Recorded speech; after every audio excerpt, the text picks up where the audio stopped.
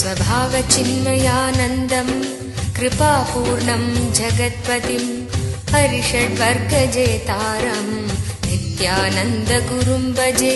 स्वभावचिन्मयानन्दं कृपापूर्णं जगत्पतिं हरिषड्वर्गजेतारं नित्यानन्दगुरुं भजे।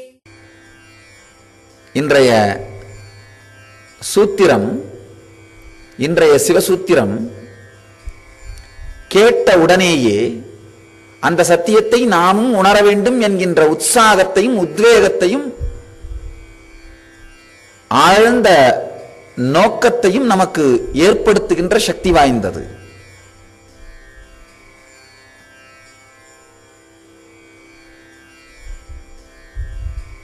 நவ்ரஜேன்ன விசேஷச்சத்திர் மருத்ரூபா விகாசதே நிர்விகல்பதயா மத்யே தயா பைரவரூபதா.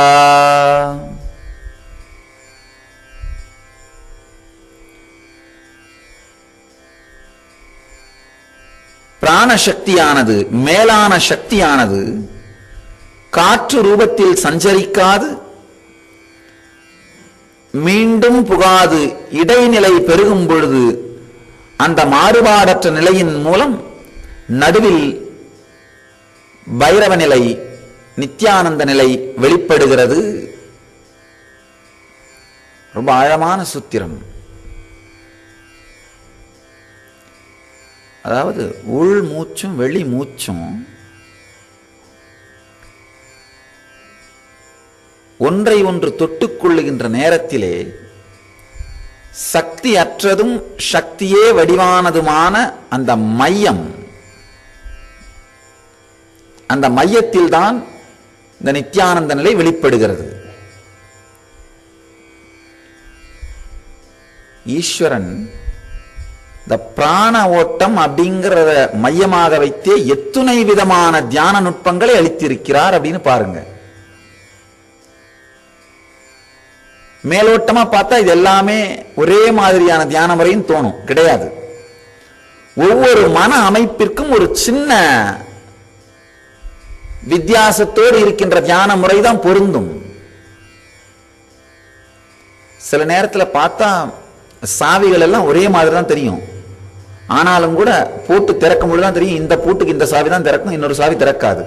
இன்னொரு சாவி பார்க்கறதுக்கு ஆல்மோஸ்ட் அதே மாதிரி தான் இருக்கும். ஒரு ஒரு ஒரு மில்லிமீட்டர் ப்ரொஜெக்ஷன் தான் எக்ஸ்ட்ரா இருக்கும் இன்னொரு சாவியில. ஆனா அந்த பூட்டை அந்த சாவியால திறக்க முடியாது. ஒரு மில்லிமீட்டர் ப்ரொஜெக்ஷன் தானே எக்ஸ்ட்ரா இருக்கு, அதுக்கு போய் என்ன திறக்குமே அப்படின்னு நினைச்சா முடியாது.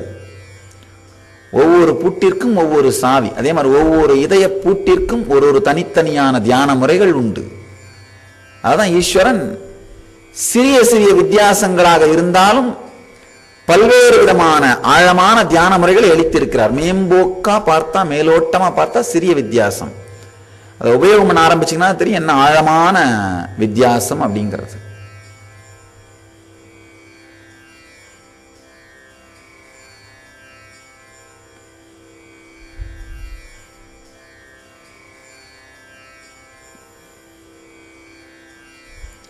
உள்ளே ஓடுகின்ற சுவாசம், வெளியே ஓடுகின்ற சுவாசம் இரண்டும் ஒன்றை ஒன்று தொட்டுக்கொள்ளும் இடத்தில் சக்தி நிறைந்ததும் சக்தி அற்றதுமான மையம்.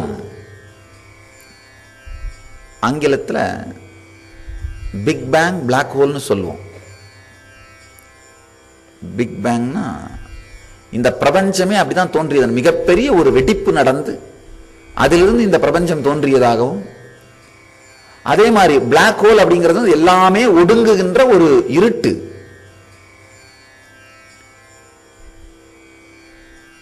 அருணாச்சல புராணம்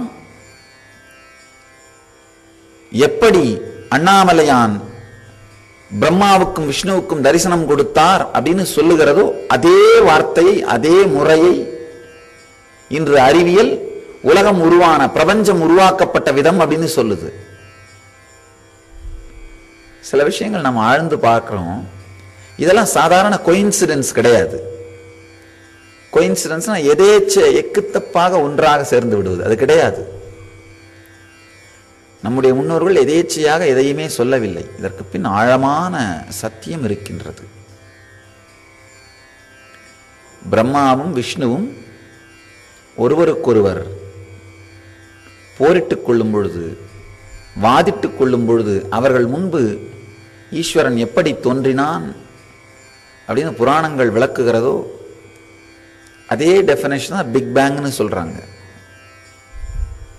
மிகப்பெரிய பிரம்மாண்டமான ஒளி பிழம்பாக, சக்தி பிழம்பாக ஏதோ ஒன்று வெளிப்பட்டது. அதிலிருந்து வந்த பாகங்களிலிருந்து தான் பிரபஞ்சங்களும் பிரம்மாண்டமும் தோன்றியது.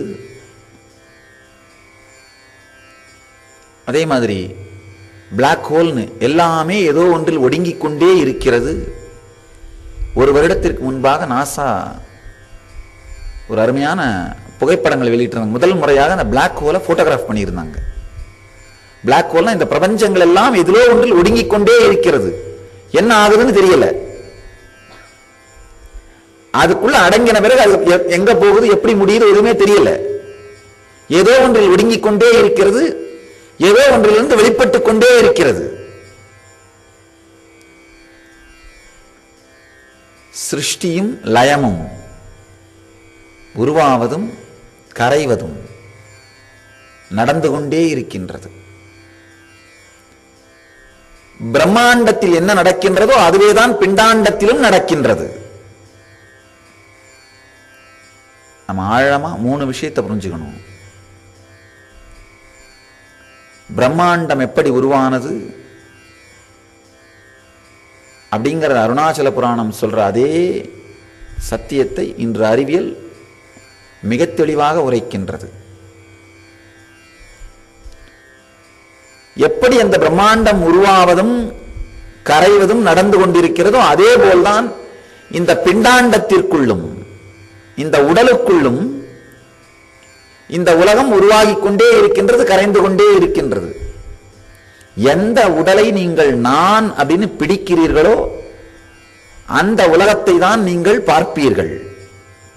ஏன்னா இந்த உடம்புக்குள்ள இருக்கிற பயோ மெமரி, பிராரப்த கர்மங்கள் தான் இந்த உலகத்தை நீங்கள் பார்ப்பதற்கு, அனுபவிப்பதற்கு துவாரமாக, சாளரமாக, கதவாக இருக்கின்றது. பச்சை கண்ணாடி அணிந்தவர் உலகத்தையே பச்சையா பார்ப்பார். சிகப்பு கண்ணாடி அணிந்தவர் உலகத்தையே சிகப்பா பார்ப்பார். எந்த பிராரப்தம் உடைய உடலை நீங்கள் என்று பற்றுகிறீர்களோ அந்த உலகத்தை தான் நீங்கள் பார்ப்பீர்கள். எப்ப நீங்க கனவு தொகுப்பு, கனவிலே நீங்கள் வைத்து வாழுகின்ற கர்மங்களை, அந்த கர்மத்தால் ஆன உடலை நான் பிடித்துக் கொள்கிறீர்களோ அப்பவே கனவு உலகத்தை பார்க்க துவங்குவீர்கள். எப்போ இந்த நனவு உலகத்து இந்த உடலை நான் நீங்கள் பிடிக்கிறீர்களோ அப்பவே இந்த நனவு உலகத்தை பார்க்க துவங்குவீர்கள்.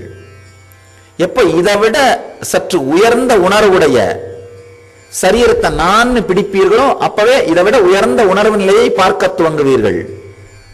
இதை விட உயர்ந்த உணர்வு நிலை இருக்கிற சரீரத்தை பிடித்தவர்கள், நான் பிடித்தவர்கள் அந்த தேவதைகளை எல்லாம் தரிசிக்கிறார்கள்.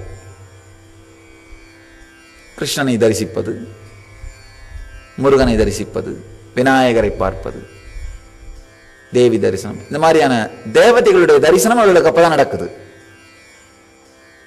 7 சரீரங்களிலே, நமக்கு இருக்கிற 7 சரீரங்களில் எந்த சரீரத்தின் நினைவுகளையும் உணர்வுகளையும் பதிவையும் சம்ஸ்காரத்தையும் நான் என்று நீங்கள் அபிமானிக்கிறீர்களோ அந்த சரீரத்தின் வழியாக இந்த பிரம்மாண்டத்தை நீங்கள் அனுபவிப்பீர்கள்.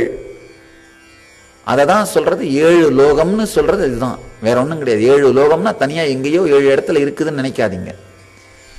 எந்த சரீர சம்ஸ்காரங்கள், இப்போ உங்களுக்குள்ள 7 சரீரம் இருக்கு, 7 நிலை சம்ஸ்காரங்கள் இருக்கு.